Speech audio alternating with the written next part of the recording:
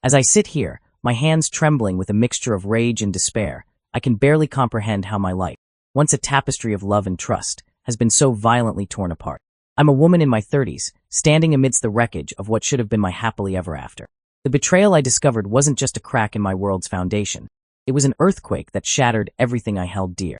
My sister, barely 12 months my senior, had committed an act so unconscionable it felt like a physical wound. She had been carrying on an affair with my fiancé, my soulmate since our teenage years, mere months before what should have been the most beautiful day of my life. The agony of this discovery cuts deeper than any blade, because our sisterly bond had always been my anchor in life's storms. We weren't just sisters, we were confidants, best friends, each other's fiercest defenders. Every milestone, every triumph, every heartbreak, we'd shared them all. Or at least, that's what I foolishly believed. Now looking back, I wonder if every shared secret, every late-night conversation, every moment of sisterly intimacy was just another opportunity for her to perfect her betrayal. The relationship with my fiancé wasn't just any romance. It was the kind of love story people write books about. We'd grown up together, from awkward high school sweethearts to mature adults who'd weathered every challenge life threw our way. Through college stress, career changes, family losses, we'd faced it all hand in hand, our bond growing stronger with each obstacle overcome. In just a few precious months, we were supposed to stand before our loved ones and pledge our eternal devotion. Now those vows lie shattered, each broken promise a shard of glass in my heart. The revelation of their affair was made even more devastating by a twist that shattered what remained of my family's foundation. My mother, my own flesh and blood, had been harboring their vile secret. My sister, in her cowardice, had pleaded with her to maintain this conspiracy of silence, claiming she didn't want to get involved.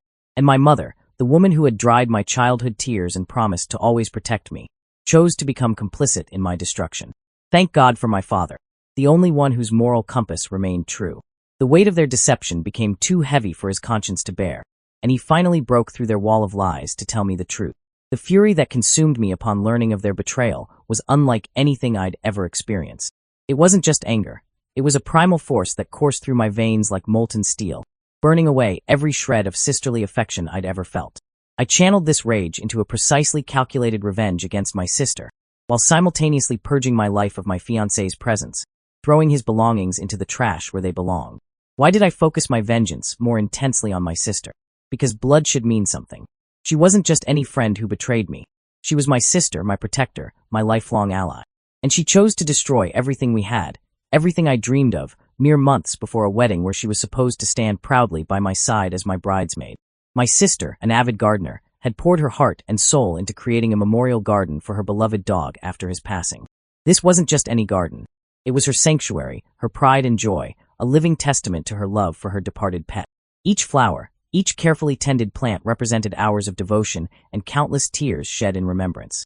I remember how she'd spend every weekend there, talking softly to the flowers as if they could hear her, carefully pruning each stem with the precision of a surgeon. She'd even installed small solar lights that made the garden glow like a fairy tale at night. One deceptively ordinary day, I approached her door, wearing a mask of sisterly normalcy that concealed the storm raging within me. My hands were steady as I rang the doorbell, though my heart was thundering in my chest. She had no inkling of my knowledge, no idea that her carefully constructed world of lies was about to crumble.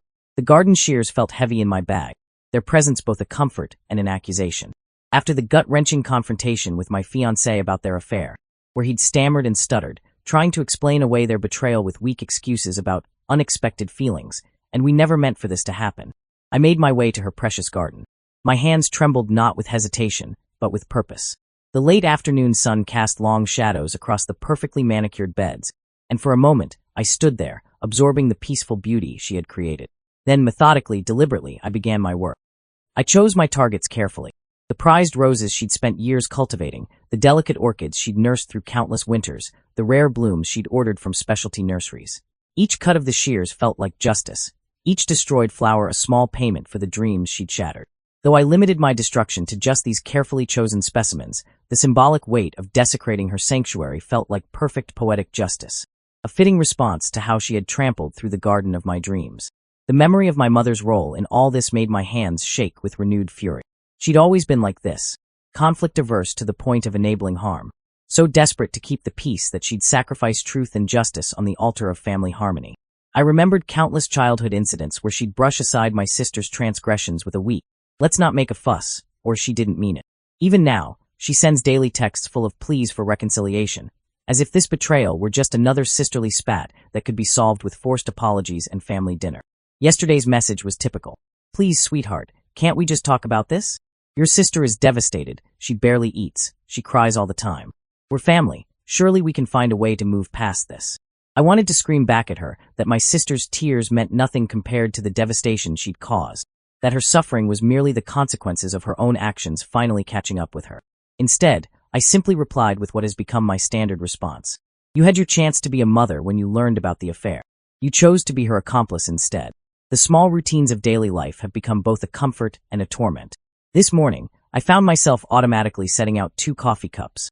One for me, one for him, before remembering that he'll never share my morning coffee again. The muscle memory of a life shared makes his absence feel like a phantom limb, aching with every unconscious reach for something that's no longer there. Even grocery shopping has become an emotional minefield. Passing the flower section sends me into a spiral of memories, both of my sister's garden and of all the bouquets he used to bring home, just because. Do I feel remorse for my actions? The question echoes in my mind, but the answer remains a resolute no. Her pathetic attempt at justification, that insulting claim that it just happened, was the final spark that ignited my carefully controlled fury into an inferno. As if somehow falling into bed with my fiancé was some sort of cosmic accident, an act of fate beyond her control, rather than a series of conscious, deliberate choices to betray her own sister. The sheer audacity of her excuse made my blood boil with renewed rage. I made my position crystal clear. I wanted nothing more to do with her or our spineless mother, who had chosen to be complicit in this betrayal. As for my ex-fiancé, I left him with an unequivocal warning. Any attempt to approach me would result in immediate legal action. The look in my eyes must have conveyed my deadly seriousness, because he hasn't dared to break his silence since. He's maintained his cowardly silence since that day, perhaps finally understanding the magnitude of his betrayal. In quiet moments, I wonder why I'm not completely overwhelmed by grief, why my eyes aren't constantly swimming with tears. Instead, I find myself experiencing a complex mixture of emotions, a strange, almost perverse satisfaction in knowing I made my sister feel even a fraction of the pain she inflicted on me. Her screams and tears, while not enough to heal my wounds, at least confirmed that she could feel something, anything, beneath her facade of innocence. She, more than anyone, knew the depth of my dreams about marriage, how I'd spent years envisioning my perfect wedding day. Now those dreams are forever poisoned, tainted by the bitter taste of betrayal. The fact that it was my father, my rock, my moral compass, who had to shoulder the burden of revealing their treachery only adds another layer to this tragedy. My own mother, who witnessed their betrayal unfold like a slow-motion car crash, chose the path of least resistance, enabling my sister's destructive behavior just as she has done throughout our lives. Edit 1. The severing of my connection with my sister leaves an ache that words can barely describe. As many in the comments have noted, my excitement about the upcoming wedding was palpable. I was living my dream, or so I thought. When the devastating truth came to light, the pain was beyond anything I could have imagined. There were moments when I desperately wanted to believe my father was mistaken, that this was all some horrible misunderstanding. But reality has a way of asserting itself with brutal clarity. Trust, once as natural as breathing between us, now feels like a foreign concept, something I'm not sure I'll ever fully recapture in any relationship. Edit 2. I want to express my deepest gratitude to everyone who has offered their support and understanding. Your words have become a source of strength, helping me find the courage to be more open about the tempest of emotions I'm experiencing. I promise to keep you updated on this journey, though I must admit I'm still an emotional wreck. I know that each update will likely reopen these wounds, forcing me to relive the pain, but you all deserve to know how this story unfolds. One final edit. Yes, I deliberately chose to damage something precious to her, her cherished garden sanctuary. Some might view this as crossing a line, but I stand by my actions. I know this revelation might disappoint some of you, but it's the unvarnished truth. The effort it took, the calculated nature of my actions, clearly shocked her. She genuinely believed I had lost my mind. As I've maintained throughout, I feel no remorse for causing her this pain. If I sound bitter, it's because I am. The wounds are still fresh, the betrayal still raw. While I fully intend to expose their true nature to the world eventually, right now I'm still processing the seismic shifts in my life. The comments section has become a chorus of support and righteous anger. One particularly resonant voice declared, "Expose them to everyone and watch them burn." After executing my revenge against my sister, I've seriously contemplated this nuclear option, letting the world see the true face behind her carefully maintained mask of innocence. The possibility of unblocking her, of confronting her again, crosses my mind occasionally, but the sheer magnitude of her betrayal still leaves me struggling to comprehend how she could do this to her own sister. Another commenter offered this sage advice. Expose them completely. They'll try to spin this, paint you as the villain. Make sure your extended family, his family, and all your mutual friends know exactly what transpired. Cut all contact, and make it clear you never want to see them again. My response to this outpouring of support revealed another layer of this complex situation. His sister was the only one who reached out about this. She was absolutely hysterical, demanding answers about what had happened. She stands firmly on my side in all of this, but at this point, my father is the only person I can truly trust. I suppose she does too. The aftermath continues to unfold like scenes from a particularly cruel nightmare. I've officially canceled the wedding, making a brief, sanitized announcement on social media to stem the tide of questions. I've had to disable notifications because I couldn't bear the constant flood of well-meaning inquiries about what went wrong. For now, only my cousin and his sister know the full, ugly truth. I haven't had the emotional strength to share this burden with anyone else. The mere thought of recounting the story makes me physically ill. But these comments, they're planting seeds in my mind, dangerous but tempting ideas. Perhaps it's time to let the harsh light of truth illuminate their carefully constructed facades. Why should I protect their reputations when they showed no hesitation in destroying my happiness? They made their choices. Now perhaps it's time they face the consequences in the court of public opinion. The thought of exposure brings both dread and anticipation. I imagine the shock waves that would ripple through our social circles, the whispered conversations at family gatherings, the inevitable taking of sides. My sister's perfectly curated social media presence, filled with artfully arranged photos of her garden and philosophical quotes about love and loyalty, would crumble under the weight of reality. My ex-fiancé's reputation as the devoted partner who grew up with his high school sweetheart would be revealed for the lie it is. My mother's role in this betrayal particularly stings. She who taught me about sisterhood, about trust and family loyalty, chose to become complicit in this devastating deception. I remember all those family dinners where she sat, smiling and planning my wedding, all while harboring this poisonous secret. How many times did she watch me excitedly discuss wedding details with my sister, knowing full well that same sister was betraying me in the most fundamental way possible? Last night, I found myself scrolling through old photos on my phone, snapshots of happier times that now feel like scenes from someone else's life. There we were, my sister and I, arms around each other at my engagement party. Her smile, which I once thought radiant with joy for my happiness, now seems tinged with guilt and deception. And my fiancé, looking at me with what I believed was love, but now recognize as carefully crafted pretense. The urge to delete these photos is strong, but I keep them as evidence of their duplicity, a reminder of why I can never trust them again. My father's support has been my lifeline through this nightmare. He calls daily, his voice a mixture of concern and barely contained anger. You don't owe them your silence, he told me yesterday. They forfeited any right to protection when they betrayed you. Coming from him, these words carry special weight. He's always been the family peacekeeper, the voice of reason and reconciliation. For him to advocate exposure speaks volumes about the magnitude of their betrayal. The wedding vendors have been surprisingly understanding. Each cancellation email feels like another nail in the coffin of my dreams, but their kind responses, many offering partial refunds despite their policies, remind me that there's still goodness in the world. One florist, after hearing an abbreviated version of what happened, even offered to send me a bouquet of flowers to remind you that beauty can grow even in life's darkest moments. I declined, flowers holding a different meaning for me now, but her gesture touched me deeply. I've started seeing a therapist, something I never thought I'd need. She's helping me understand that my anger, my desire for revenge, my impulse to expose their actions, it's all normal, all part of the healing process. You're not just grieving the loss of your relationship, she explained. You're grieving the loss of your trust in family, in love, in the basic decency of the people closest to you. Her words gave shape to the formless pain I've been carrying. The wedding dress still hangs in my closet, a white ghost of broken promises. I should probably return it or sell it, but I can't bring myself to deal with it yet. Sometimes, late at night, I find myself standing before it, running my fingers over the delicate lace and beading we spent hours choosing together. My sister had insisted on coming to every fitting, offering opinions on every detail, tearing up at all the right moments. You look like a princess, she had said, hugging me tightly. Was she already seeing him then? Was she already planning to destroy my fairy tale while helping me plan it? The dress cost more than I'd ever spent on a single item of clothing, and my mother had insisted on paying for it. Another betrayal, I realize now, as she watched me twirl in front of mirrors while knowing her other daughter was destroying my happiness. Last night, I found myself doing something I'd promised myself I wouldn't, scrolling through my sister's social media. Her latest post was typical of her carefully curated online presence. A close-up of her prized roses, miraculously recovered from my attack, with some philosophical quote about resilience and growth. The comment section was full of supportive messages, friends and acquaintances praising her gardening skills and positive attitude. None of them know the truth behind those recovering roses, the real story of destruction and betrayal that led to their temporary demise. I almost commented, almost told them all exactly what kind of person was behind those pretty pictures, but stopped myself. Not yet. Not like this. My mother's latest attempt at reconciliation came in the form of a family photo album, delivered to my doorstep with a note begging me to remember the good times. I spent hours last night flipping through it, watching my sister and me grow up through the pages. Birthday parties where she always had to blow out my candles too. School plays where she somehow always ended up with the lead role while I stood in the chorus.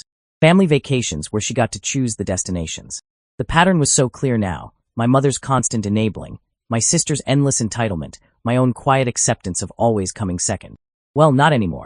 The daily routines have become a strange mix of comfort and pain. This morning, I caught myself humming our song while making coffee. That stupid top 40 hit that was playing the night we met in high school. I stopped mid-note, the familiar melody turning bitter in my throat. Yesterday, I had to take a different route to work because my usual path goes past the park where he proposed. The grocery store is a minefield of memories, our favorite snacks, the wine we used to share, the ice cream flavor he always insisted was better than mine. I've started shopping at a different store, one where every aisle doesn't hold a ghost of our life together. My father's support continues to be my anchor, though I can see the toll this is taking on him too. He's aged years in months, his hair grayer, his shoulders heavier with the weight of his family's implosion. Yesterday, he brought over a lasagna, my favorite comfort food since childhood, and sat with me while I picked at it. I keep wondering where I went wrong, he said quietly, staring into his coffee. How did I raise a daughter capable of such cruelty? How did I not see what your mother was enabling? I wanted to comfort him, to tell him it wasn't his fault, but the truth is, I wonder the same things. Final reflection. Looking back over everything I've written, I realize how much this experience has changed me. The woman I was 3 months ago, trusting, optimistic, excited about her future, seems like a stranger now. In her place stands someone harder, more cautious, but perhaps also more honest about the world and its cruel possibilities. The pain hasn't lessened, not really, but it's evolving into something different, less raw, more focused, like a blade being forged in fire. The irony doesn't escape me that in trying to keep their secret, they've created something far more dangerous. A woman with nothing left to lose, armed with the truth and the determination to use it. My sister's precious garden will recover. Plants have a way of growing back, even after the harshest damage. But trust, once shattered, leaves permanent scars. And some betrayals, like the ones they've committed, deserve to be remembered, deserve to be known. Last night, I dreamed of my wedding day. Not the one that was planned, but a twisted version where everyone wore masks, and I was the only one who could see their true faces. My sister stood beside me in her bridesmaid's dress, her mask cracking to reveal a serpent's smile. My mother sat in the front row, her mask painted with false tears. My fiancé waited at the altar, his mask a perfect replica of the man I thought I loved. I woke up sweating, the sheets tangled around me like the train of that cursed wedding dress, and realized something. I'm not just mourning the loss of my relationship or my family. I'm mourning the loss of my own innocence. So here I stand at the crossroads of revenge and healing, of exposure and silence. The choice ahead isn't just about what to do with their secret anymore. It's about who I choose to become in the aftermath of their betrayal. Will I let their actions define me? Or will I find a way to rise above, to build something new from the ashes of what they destroyed?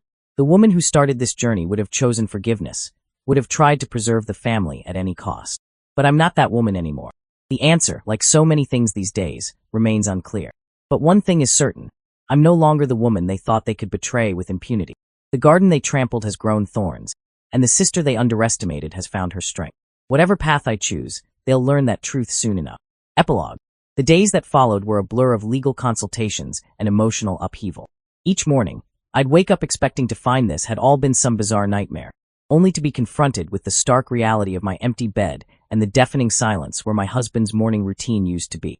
The boys, bless their hearts, have been remarkably resilient, though I catch them sometimes staring at their father's empty chair at dinner time, their young faces clouded with confusion and unspoken questions. Yesterday, my youngest asked me if people stop loving each other the way flowers die in winter. The innocence of his question nearly broke me. I held him close and told him that love is more complicated than that sometimes people make choices that hurt the ones they claim to love. But do the flowers come back in spring? He persisted. I kissed his forehead and whispered, "Different flowers, sweetheart. Different flowers." My therapist says I'm processing this trauma remarkably well, but some days I wonder if I'm processing it at all. I find myself doing the strangest things. Yesterday, I caught myself standing in the garden center, staring at rows of flowers, wondering if my sister felt this same hollow ache when she discovered what I'd done to her precious memorial garden. The irony doesn't escape me that in trying to hurt her, I'd created a metaphor for our entire relationship. Something beautiful, carefully tended, destroyed by betrayal. The social media post I drafted remains unsent, a digital ghost haunting my phone's notes app. Sometimes late at night, I read it again, editing and re-editing, though I know now I'll probably never share it. Not because I want to protect them, but because I've realized that exposing their betrayal won't heal my wounds or restore my trust. The truth will come out in its own time, through divorce proceedings and family gossip, through the inevitable questions that arise when a seemingly happy marriage implodes so spectacularly. His sister, my unexpected ally in this mess, calls regularly now. We've formed a strange sort of support group, two women united by the bizarre circumstances that shattered our marriages. Sometimes we laugh about it, a hollow, bitter sound that echoes with shared pain. Other times, we sit in silence on the phone, each lost in our own thoughts about how we ended up here, about the men we thought we knew, about the lives we thought we had. The wedding dress still hangs in my closet, though I've moved it to the back now, shrouded in its protective bag like a ghost of futures past. I'll deal with it eventually, but for now, it serves as a reminder, not of what I've lost, but of what I've gained. The strength to stand up for myself, the courage to face an uncertain future, the wisdom to know that sometimes the end of a dream is the beginning of something else entirely. My father continues to be my rock. His daily calls a lifeline in this storm. He's taken to dropping by with dinner sometimes, sitting with me after the boys are in bed, talking about everything and nothing. Last night, he finally said what I think he's been wanting to say since this all began. I'm proud of you, sweetheart. Not just for how you're handling this, but for who you've become in spite of it. The future stretches before me now, uncertain but somehow less terrifying than it was in those first few days. I'm learning to trust myself again, to believe in my own judgment, to recognize that while love may not always last forever, self-respect must. The woman I was 3 months ago might not recognize the woman I am today, but perhaps that's not such a bad thing after all. As for my sister and her garden, well, I hear the roses are blooming again. Life has a way of going on, of healing what's broken, of finding beauty in unexpected places.